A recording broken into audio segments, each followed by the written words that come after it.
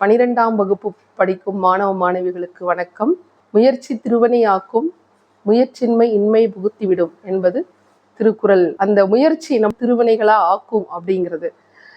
அதுக்கேற்ற மாதிரி நம்மளோட முயற்சிகள் எப்படி இருந்ததுன்னா, 1ஆம் வகுப்பிலிருந்து 12ஆம் வகுப்பு வரை நம்மளோட முயற்சியால தான் நம்ம இந்த 12ஆம் வகுப்பு வரை நம்ம வந்திருக்கோம் அப்படிங்கிறத நீங்க நினைவுல வச்சுக்கணும். நம்ம பல்வேறு சூழ்நிலைகளை கடந்து படித்து நம்ம இந்த மேல்நிலை பள்ளி மேல்நிலை வகுப்பு வரை நம்ம வந்திருக்கோம். அதனால நீங்கள் ரொம்ப ஃபஸ்ட்டு சந்தோஷப்படணும். நம்ம இந்த அளவுக்கு நம்ம படிச்சிருக்கோம், நம்ம இந்த வகுப்பு வரை நம்ம வளர்ந்து உயர்ந்திருக்கோம் அப்படின்னு. இது நம்ம மேலே வளர்த்து விட்ட ஆசிரியர்கள் மற்றும் பெற்றோர்களுக்கு நம்ம நன்றி சொல்ல கடமைப்பட்டிருக்கோம். ஆனால் நன்றியை நம்ம வாயால் சொல்ல முடியாது, நம்ம செயல்களால் தான் நம்ம செய்து காட்ட முடியும். சரிங்களா? அதனால நீங்கள் எல்லாருமே ஒவ்வொருத்தருமே நல்லா படித்து நிறைய மதிப்பெண்கள் பெறுவதில் முழு கவனமும் செலுத்தணும்.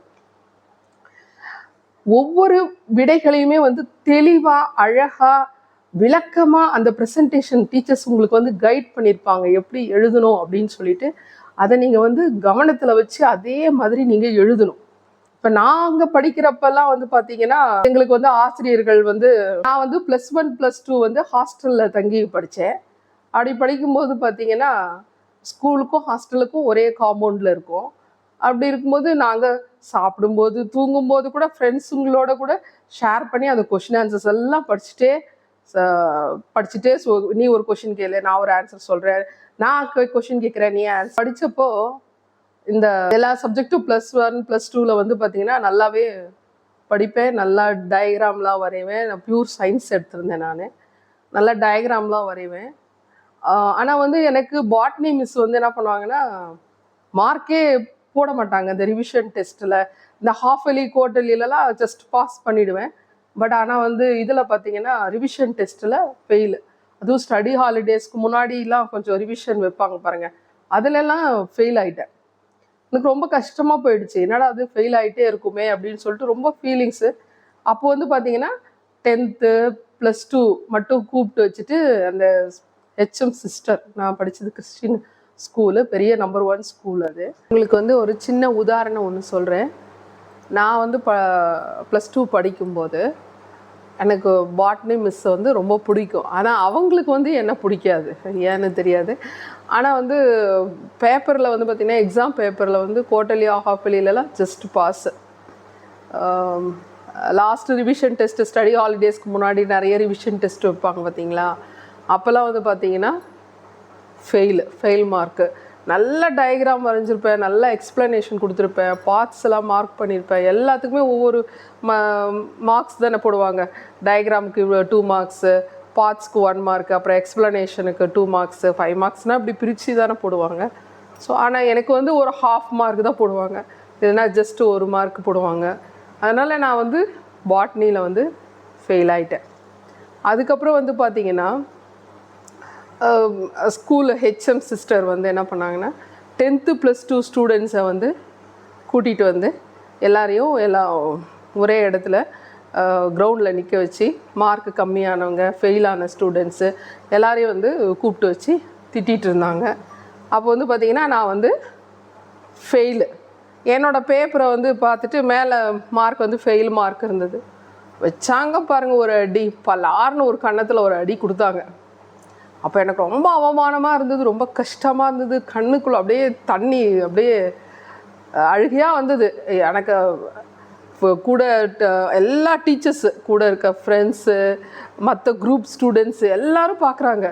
உங்கள் அம்மா கூட நீ அடம் பிடிச்சி நீ இந்த சயின்ஸ் குரூப்பை வாங்கின நீ, ஆனால் ஃபெயில் மார்க் எடுத்திருக்க அப்படின்னு சொல்லிட்டு திட்டினாங்க. நான் ஒன்றுமே பேசலை.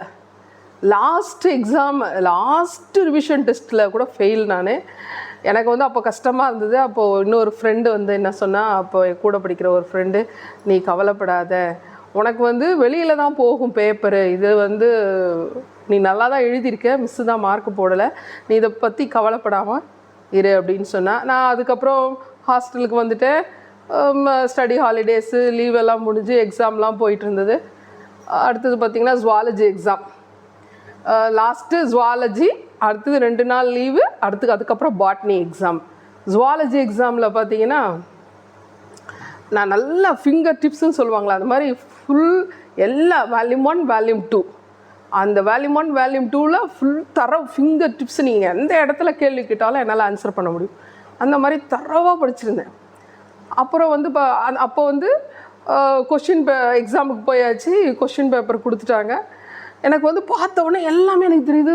ஓவர் எக்ஸைட்டிங், ஓவர் சந்தோஷம். எனக்கு ஆஹா நமக்கு எல்லாமே தெரியுது, நம்ம எப்படி ஃபுல் மார்க்ஸ் எடுத்துருவோம் அப்படின்னு ஒரே ஓவர் சந்தோஷத்தில் நான் வந்து 1 மார்க்ஸ் எல்லாம் அட்டன் பண்ணிவிட்டு 2 மார்க்ஸ் 5 மார்க்ஸ் அடுத்து 10 மார்க்ஸ் எல்லாம் வரும் பாருங்க. அந்த இடத்துல வந்து ஒரு சின்ன தப்பு பண்ணிட்டேன். என்ன தப்பு பண்ணேன் அப்படின்னா, ஒரே கொஷின்ஸில் வந்து 2-3 கொஷின்ஸை வந்து சேர்த்து ஒரே கொஷினாக கொடுப்பாங்க பார்த்தீங்களா. அந்த மாதிரி 2 கொஷின் 3 கொஷின் சேர்ந்து ஒரே கொஷினாக அந்த மாதிரி 2 கொஷின் அந்த மாதிரி 2 கொஷின் கொடுத்துருந்தாங்க. அதில் வந்து நான் என்ன பண்ணேன், அந்த ஃபஸ்ட் அந்த 2 சேர்ந்து 3 கொஷின் சேர்ந்து ஒரு கொஷினாக கொடுத்தாங்க பார்த்தீங்களா. அதில் ஃபஸ்ட்டு அட்டன் பண்ணிவிட்டேன். 2வது 3வது விட்டுட்டு அடுத்த கொஷினுக்கு வந்துட்டேன். எனக்கு வந்து அது அப்போ தெரியல. ஹாஸ்டலுக்கு வந்துட்டு ஃப்ரெண்ட்ஸுங்களோட ஷேர் பண்ணும்போது இன்றைக்கி ரொம்ப ஈஸியாக இருந்தது இந்த கொஷின். அப்போது சொன்னால் இந்த கொஷின் எழுதுனியா, அதுக்கப்புறம் இது கூட கேட்டிருந்தாங்க பாரு, நம்ம படித்தோம் பார்த்தியா, அதை கூட கேட்டிருந்தாங்க பாரு அப்படின்னும்போது, இல்லையே அது எழுதலையே அப்படின்னு. இல்லை கேட்டிருந்தாங்க, எடு கொஷின் பேப்பரை, இதை பாரு கேட்டிருக்காங்க பாரு அப்படின்னும்போது எனக்கு தாங்க முடியல. ஐயோ நல்லா தெரிஞ்ச கொஷின் ஆன்சர், நம்ம நல்லா ப்ரிப்பேர் பண்ண ஆன்சரை நம்ம விட்டுட்டு வந்துட்டோமே, மார்க் கம்மி ஆயிடுச்சே அப்படின்னு சொல்லிட்டு அழற அப்படி அழற. என்ன இன்னும் 2 டேஸ் இருக்குது அடுத்து பாட்னி எக்ஸாமுக்கு. என்னால் நமக்கு தெரிஞ்சதை நம்ம விட்டுட்டு வந்துட்டோமே. கொஷினை வந்து நம்ம ஓவர் எக்ஸைட்டிங்கில் ஓவர் சந்தோஷத்தில் நம்ம முழுமையாக அந்த கொஷின்ஸை வந்து ஃபுல்லாக படிச்சுட்டு அதை எழுதாமல் பாதியை படிச்சுட்டு அடுத்து ஸ்கிப் பண்ணி நம்ம அடுத்த கொஷினுக்கு மூவ் ஆகிட்டோமே சந்தோஷத்தில் அப்படின்னு சொல்லிட்டு எனக்கு அந்த ஃபீலிங்ஸில் இருந்து என்னால் மீளவே முடியல. நான் அழறேன். அன்றைக்கி நைட் ஃபுல்லாக படிக்கல. மறுநாள் காலையில் கடவுள்கிட்ட வந்து ப்ரே பண்ணுறேன், கடவுளே எனக்கு வந்து இதிலிருந்தே நான் வந்து வெளியில் வந்து நான் அடுத்த பாட்னி எக்ஸாமுக்கு நான் படிக்கணும் அப்படின்னு சொல்லிட்டு ரொம்ப ஃபீல் பண்ணி எனக்கு நானே வந்து சரி பண்ணிக்கிறேன். யார்கிட்டையும் சொல்ல முடியல. எனக்கு நானே சரி பண்ணிக்கிட்டு அடுத்தது பாட்னி எக்ஸாமுக்கு படிச்சிட்ருக்கேன். ஃபஸ்ட்டு நாள் டல்லாக தான் படித்தேன் அந்த ஃபஸ்ட்டு டே. அப்புறம் செகண்ட் டே 2 டேஸ் லீவ் இல்லையா, அந்த ஃபஸ்ட்டு டே சுமாராக அப்படி படித்தேன். ஒரு வேல்யூமே அப்படியே இப்போ ரிவிஷன்ஸ் பண்ணேன். ஆனால் அதுவும் நல்லா படிச்சிருப்பேன். எனக்கு அது வால்யூம் 1 வால்யூம் 2 நல்லாவே கேதர் பண்ணுவேன். அடுத்தது வந்து பார்த்திங்கன்னா படித்து முடிச்சிட்டேன். அடுத்தது எக்ஸாமும் இந்த தடவை ஓவர் எக்ஸைட்டிங்கில் ரொம்ப நிதானமாக ரொம்ப அழகாக நல்லா தெளிவாக பொறுமையாக நல்லா அழகாக எழுதி கொடுத்துட்டு வந்துட்டேன். வீட்டுக்கு வந்தாச்சு. ரிசல்ட் அப்போல்லாம் வந்து பார்த்திங்கன்னா பேப்பரில் தான் ரிசல்ட் வரும். நாங்கள் இருந்தது ஒரு வில்லேஜில். நான் படித்தது வந்து சேலம் டிஸ்ட்ரிக்டில். அங்கே நம்பர் 1 ஸ்கூல் அது. அங்கே வந்து பார்த்திங்கன்னா எனக்கு இங்கேருந்து வரணுன்னா ரிசல்ட்டு தெரியும்னா திருவண்ணாமலை டிஸ்ட்ரிக்டில் இருக்கேன், சேலம் டிஸ்ட்ரிக்டில் படித்தது. அப்போ வந்து அந்த டிஸ்ட்ரிக்ட் பேப்பரை அந்த டிஸ்ட்ரிக்டில் தான் வாங்கினா தான் தெரியும், பாஸாக ஃபெயிலான்னு கூட தெரியாது எனக்கு. அப்போ இந்த மாதிரி வசதியெல்லாம் கிடையாது.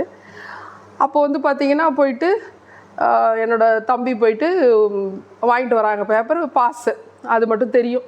அதுக்கப்புறம் வந்து சரி நம்ம போயிட்டு மார்க் ஷீட் வாங்கணும் இல்லையா, சரி நம்ம ஒரு 1 வீக் கழித்து மார்க் ஷீட் வாங்குறதுக்காக ஸ்கூலுக்கு போகிறேன். போன உடனே நான் வெளியில் நின்றுட்டுருக்கேன். ஹெச்எம் சிஸ்டர் ரூமுக்கு முன்னாடி வந்து நின்றுட்டுருக்கேன். அப்போ அந்த சிஸ்டர் வந்தாங்க, ரூமில் இருந்து வெளியில் வந்தாங்க. வந்துட்டு கங்க்ராச்சுலேஷன்ஸ் பாவை அப்படின்னாங்க. எனக்கு புரியல, நம்மளுக்கு எதுக்கு கங்க்ராச்சுலேஷன்ஸ் சொல்கிறாங்க அப்படின்னு சொல்லிட்டு. பாட்னியில் நீ ஸ்கூல் ஃபஸ்ட்டு அப்படின்னாங்க. எனக்கு ரொம்ப சந்தோஷமாகிடுச்சு. எனக்கு நான் நினச்சே பார்க்கல, நான் அவ்வளோ சந்தோஷமாக இருந்தது. ஆனால் அது கண்ட்ரோல் பண்ணிட்டு அப்படியே அமைதியாக என் ஃப்ரெண்ட்ஸ்கிட்ட பக்கத்தில் இருக்கவங்ககிட்ட சொல்கிறேன், நான் ஸ்கூல் ஃபஸ்ட்டா நான் பாட்னியில் அப்படின்னு சொல்லிட்டு அந்த சந்தோஷத்தை கூட மெதுவாக அவங்கக்கிட்ட ஷேர் பண்ணிக்கிட்டு இருக்கேன். நான் எதுக்கு இதை நான் சொல்ல வரேன் அப்படின்னு சொன்னேன்னா, எக்ஸாமில் வந்து நம்மளுக்கு எல்லாமே தெரிஞ்சிருக்கோம், நம்ம எல்லாமே படிச்சிருப்போம். அப்போ வந்து நம்ம வந்து கொஷின்ஸ் பேப்பரை வந்து நிதானமாக பொறுமையாக நம்ம வந்து ஸ்கிப் பண்ணாமல் எழுதணும். அதுக்காக நான் இதை எக்ஸாம்பிளாக உங்களுக்கு சொன்னேன் நான். ஏன்னா நம்மளுக்கு எல்லாமே தெரியும் அப்படின்ற ஒவ்வொரு சந்தோஷத்துலேயும் நம்ம அதை ஸ்கிப் பண்ணிடக்கூடாது அப்படிங்கிறதுக்காக சொன்னேன். அதுக்கப்புறம் வந்து எனக்கு வந்து ஒரு சின்னதாக ஒரு வெளியில் ஒரு குங்குமச்சிமிழ் அந்த ஸ்போர்ட்ஸ் டே அன்னைக்கு அப்போ கொடுத்தாங்க இதில். அது வந்து ஒரு பெரிய எனக்கு வந்து அதுவும் இன்னமும் வச்சுருக்கேன் நான் பத்திரமா. ஏன்னா ஃபஸ்ட் டைம் வாங்கின ஒரு பெரிய ஸ்கூல் ஃபஸ்ட்டு அப்படிங்கிறதுனால. இதனால் வந்து நான் என்ன சொல்ல வரேன்னா, நீங்கள் வந்து நல்லா தெளிவாக அழகாக பொறுமையாக இத்தனை ஒரு வருஷ காலமாக நீங்கள் நல்லா படிச்சிருக்கீங்க. இதை வந்து நீங்கள் ப்ரெசன்டேஷன் ரொம்ப முக்கியம். நீங்கள் ப்ரிப்ரேஷன் எப்படி 1 இயர் நல்லா தரவாக படிச்சிருப்பீங்க. ப்ரெசன்டேஷனில் வந்து நீங்கள் வந்து அழகாக ப்ரெசன்ட் பண்ணணும். அது ரொம்ப முக்கியம். எங்களுக்கெல்லாம் வந்து அப்போல்லாம் வாட்ச் அலௌடு உண்டு. வாட்ச் கட்டிக்கிறதுக்கெல்லாம் அப்போ அலௌடு உண்டு. இப்போல்லாம் பண்ணுறது இல்லைன்னு நினைக்கிறேன். பண்ணுறது கிடையாது, அலௌடு கிடையாது. அப்படின்னும் போது நீங்கள் சொல்லலாம், கிளாக்கு ஒவ்வொரு கிளாஸ் ரூம்லேயும் வந்து கிளாக் வைக்க சொல்லலாம். கிளாஸ் ரூமில் கிளாக் இருந்ததுன்னா உங்களுக்கு ரொம்ப யூஸ்ஃபுல்லாக இருக்கும். ஏன்னா 5 minutes 10 minutes more, ½ an hour மோர் அப்படின்னு நம்மளுக்கு சொல்லும் போதே நம்மளுக்கு ஐயோ அதுக்குள்ளே நம்ம இதை முடிக்கணுமே அதை முடிக்கணுமே. நம்மளுக்கு கிளாக் இருந்ததுன்னா கொஞ்சம் ஈஸியாக இருக்கும். அதுக்காக நான் சொல்கிறேன், ஒவ்வொரு கிளாஸ் ரூம்லேயும் கிளாக் இருந்ததுன்னா நம்மளுக்கு அந்த 5 மினிட்ஸ்க்குள்ளே நம்ம 10 மினிட்ஸ்க்குள்ளே எவ்வளோ கொஸ்டின் ஆன்சர்ஸ் முடிக்கிறோம், எவ்வளோ 1 மார்க்ஸ் முடிக்கிறோம், 2 மார்க்ஸ் முடிக்கிறோம் அப்படிங்கிறது நம்மளுக்கு யூஸ்ஃபுல்லாக இருக்கும். அதனால் எந்த டென்ஷனும் இல்லாமல் ப்ரிப்பேர் 1 இயராக பண்ணியிருக்கீங்க. நீங்கள் ப்ரெசன்டேஷனும் நல்லா பண்ணுங்கள். முழு மதிப்பெண் பெற்று வெற்றி பெறுங்க. All the best.